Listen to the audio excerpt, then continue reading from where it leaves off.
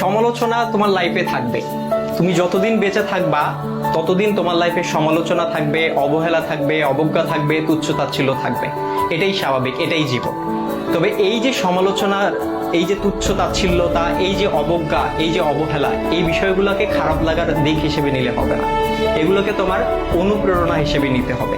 কারণ তুমি যখন এগুলোকে অনুপ্রেরণা হিসেবে নিবা, তখন এটা তোমার মধ্যে একটা জেদ তৈরি করবে। আর যেই জেদটা তোমাকে কঠোর পরিশ্রম করতে কি করবে ভাইয়া? অনুপ্রাণিত করবে। তোমার কঠোর পরিশ্রম করতে গিয়ে তোমার সব ধরনের ক্লান্তিগুলোকে দূর করে দিবে। আর যখন তুমি একবার কঠোর পরিশ্রম করতে শিখে যাবা, তখন স্যাক্রিফাইসের যে বিষয়টা, এই বিষয়টা তোমার মধ্যে অটো চলে আসবে।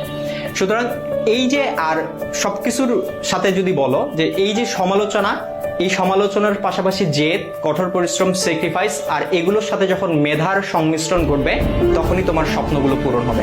সুতরাং সমালোচনাকারীর এই যে সমালোচনা, এই যে অবজ্ঞা, এই যে অবহেলা, এই যে তুচ্ছ-তাচ্ছিল্যতা, এই বিষয়গুলোকে তোমরা কখনো খারাপ বিষয় হিসেবে নিও না, বা খারাপ লাগার বিষয় হিসেবে নিও না।